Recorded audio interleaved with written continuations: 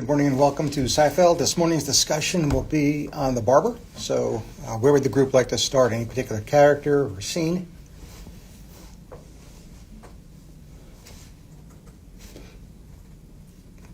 By the way, this is the last Psyfeld, not only for you guys. No, actually, we have one next week, right? Before your break, but for the interns that have been following us remotely, their semester is ending officially today. So. Maybe George, yes, he gets this job and starts working on the Penske file.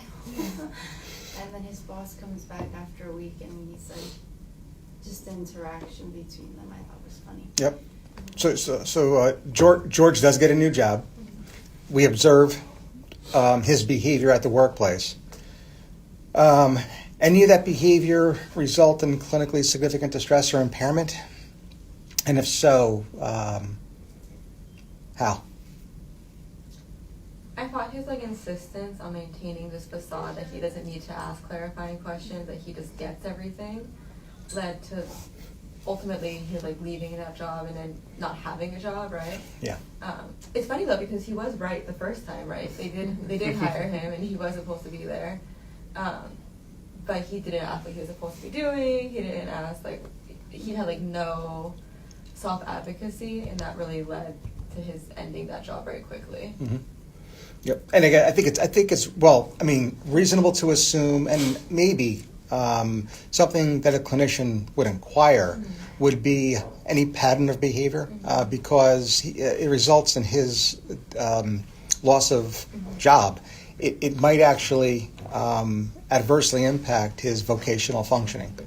And yes, if you cheat and if you've watched prior episodes and prior seasons of Seinfeld, George does not do a good job of keeping or sustaining a job, right? And there's subsequent financial hardship there. So the answer would be yes.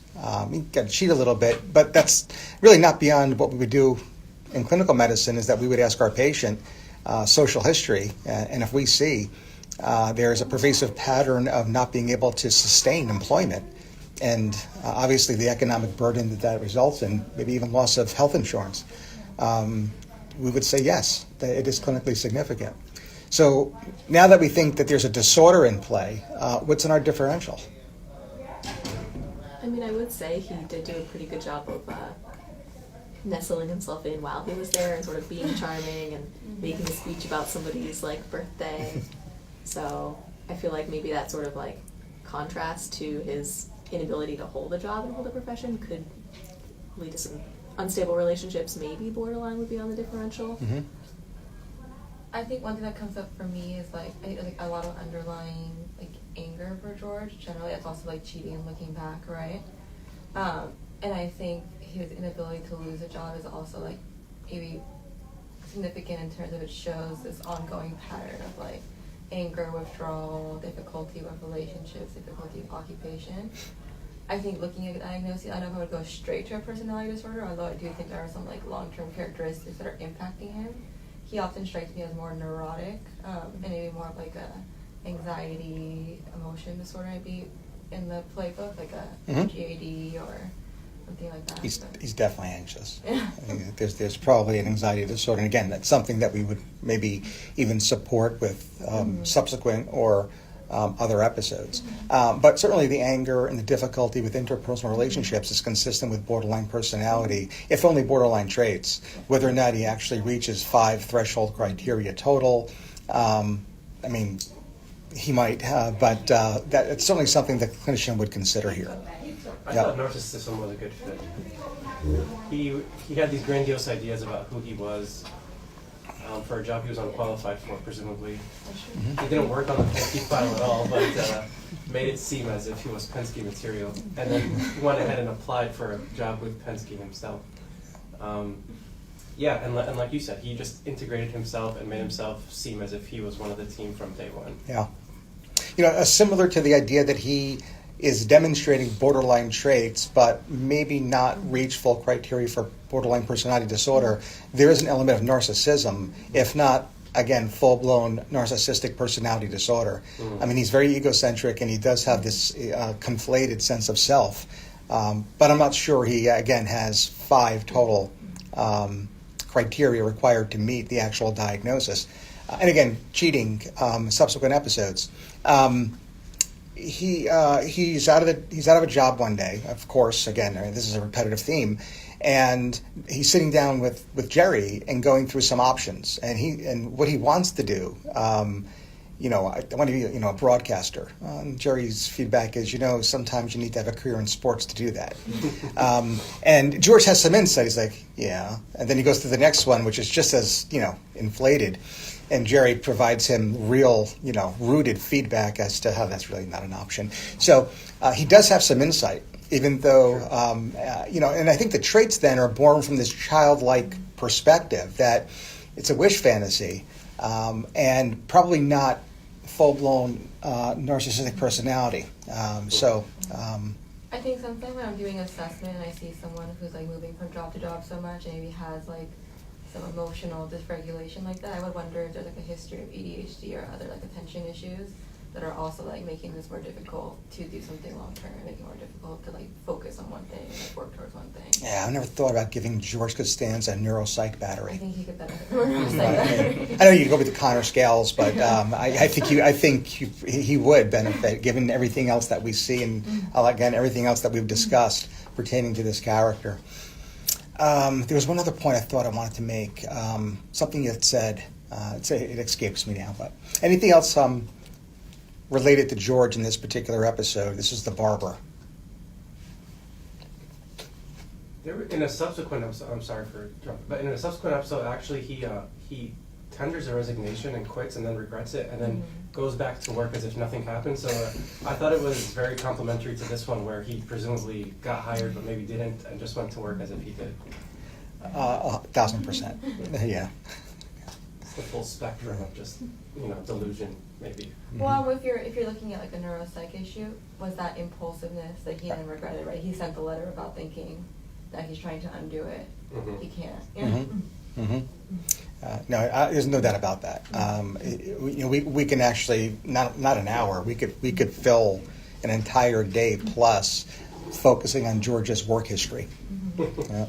And all the different reasons why he either is fired or can't sustain the job. And then I wonder if it would be. And now I'm speaking to the interns in terms of Legacy Project. I wonder if we could even categorize under due to impulsivity, due to B, C, D, and E, and get an idea of the cluster of symptoms that George Costanza demonstrates that directly results in his loss of job or inability to sustain a job. So one of my long weekends, maybe I'll just deep dive that one, but that'll be in the future. What other characters you want to discuss this morning? We're almost halfway through already. It's a quarter after. There's Jerry, I guess, is the other big character. Yeah. What's going on with Jerry in this episode? He's unable to Ditches. admit to his barber that he did not like. What's that about? Passive aggressive behavior. Poor self-advocacy. Yeah. Mm-hmm, mm-hmm. The theme of this episode is poor self-advocacy.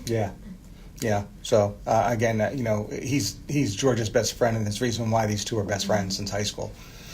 And it's playing out with Jerry in a little bit of a different light, but we see a similar issue here, and Jerry's not feeling comfortable addressing an issue or the issue with his barber. It's interesting with Jerry because I feel like he's someone who really cares what others think of him, right? In the episode last week, he was really upset and dysregulated by his neighbors turning on him.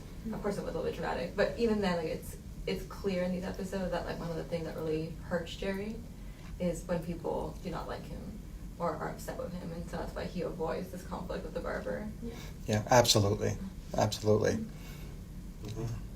What else is going on here with this with Jerry's dilemma? What's it a metaphor for? Clearly.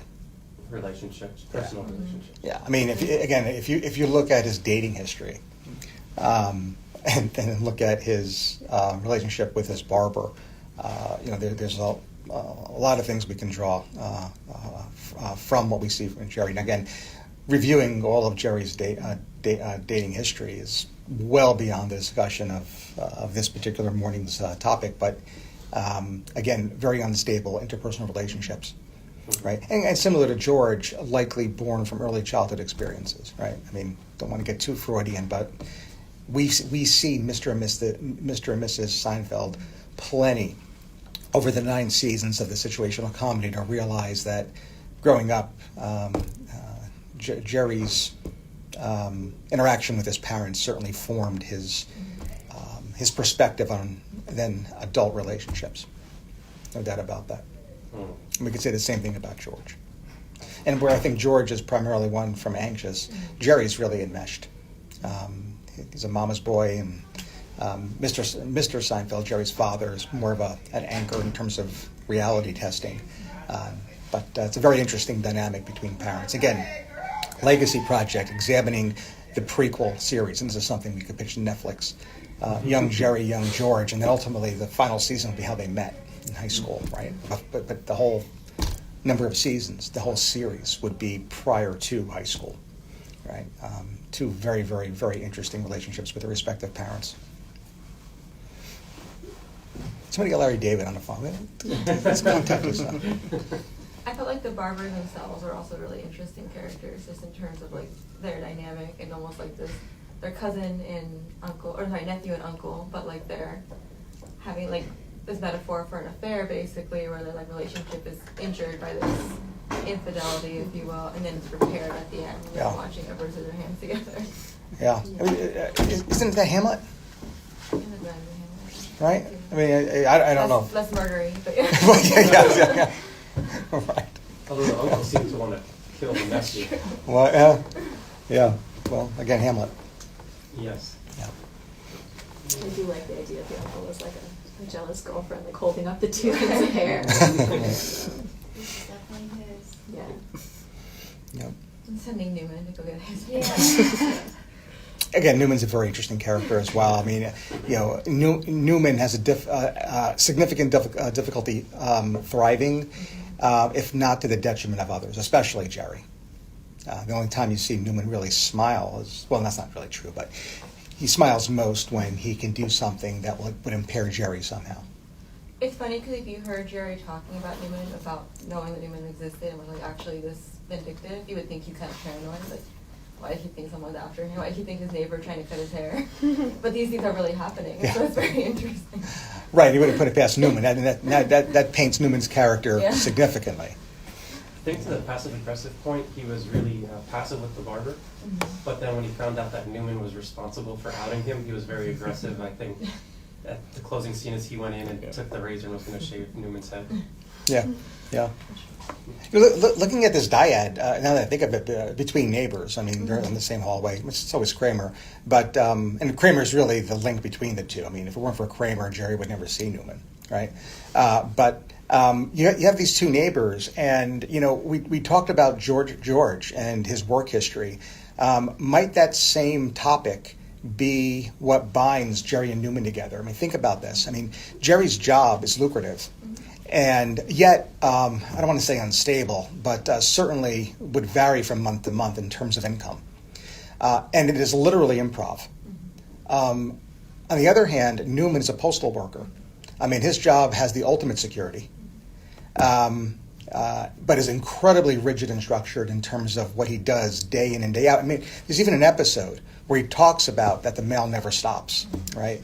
I mean, you can't get two separate and more distinct work histories and therefore distinct individuals, and it says a lot about their personalities, and I think sheds some light as to why they clash so much. Any other characters? We're about 20 after the hour now, about 5 minutes left.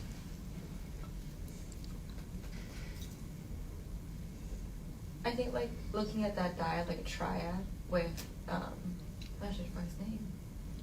Newman? No, Newman, the other Kramer. Thank you, just left my mind. With Kramer is very interesting too because he's someone who doesn't form relationships very easily, and he's a little bit odd and almost like collects these odd friends here and there. If they exist. Right, if they exist, assuming that they're real. So the fact that these two very like opposite characters, very strong characters too, because even though their personality might be different in how they like express it, I think there's a lot of similarities as well in like their behaviors and their expression of their egos. Both gravitate towards Kramer and both befriend Kramer and both like adopt him even though he's so odd. is fascinating in itself. And like, what about Kramer makes him like this anchoring force in the building? Yeah, yeah, and it's, again, it says a lot because of you're identifying that Kramer's bizarre. I mean, at the very least, he does demonstrate schizoid personality traits and likely even schizotypal personality. And in as much as he is an anchor for that hall, for these friends. And by the way, when we even learn, and now I'm going to forget his name, but the friend that is next to Kramer and therefore across Jerry's hall from last week, it's through Kramer that Jerry interacts with them. So in that respect, if the anchor is himself in a bizarre world, to use a term from a prior episode, bizarro world, what does that say about this relationship, right? And it's a group of friends, right? It's of all things for Kramer to be the anchors. Interesting. I think the reason why he's liked so much is because he's maybe more genuine than the other ones. He's not afraid to say what's on his mind, good or bad, whereas the others, like you said, they very much care about what people think of them. Yeah, I thought like his lack of his ambition, what attracts people to him. Yeah, Like, he is who he is, and he's fine with it. Yeah, and there's no doubt about that. I mean, you can't possibly walk away from an interaction with Kramer and wonder what is it that he's really thinking, right? There's little to no superego filter. There's little to no prefrontal cortical functioning. I mean, it's subcortical and it's id, and he is not afraid to say what's on his mind, even if it's going to be to the detriment of others. Yeah. Right? And yeah, I think that in some context that's alluring and attractive. Yep. At least to Jerry and Newman. That's how Elaine should have sold it at the auction. Yeah, so Investing his weight in 6'3", he likes fruits. He weighs 170 pounds. yeah. Well, I mean, I think again, this is I guess this is subject to personal choice, but I wonder if these characters were truly auctioned off, who a fan would want to spend their entire day with. Right? I'm throwing it out there as rhetorical. I don't want anybody to necessarily render their opinion. But again, I think the why behind that would be an interesting topic for a psychiatrist.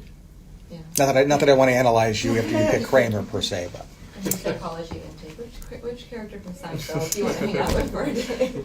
Should I validate that instrument? We would really revolutionize the field if we did. We have a couple minutes left. Any final thoughts? Any character or scene you want to bring up? So I will say this. Obviously, the choice of this episode, Edward Scissorhands, has a lot to do with the holidays. So this was above everything else. A little prompt for you guys to check out Edward Scissorhands this weekend. It's a classic Johnny Depp film, Winona Ryder film. And it fits right into the holiday season, and it is ripe with psychiatric themes. So we're not going to necessarily assign it for next Friday. But if you had some free time, it's a definite movie to get under your belt, especially this time of year. All right, so we'll leave it here. We will come back with our film analysis and case discussion this afternoon, which is what film? Christmas Carol. All right, so we'll definitely deep dive what's ailing Ebenezer Scrooge.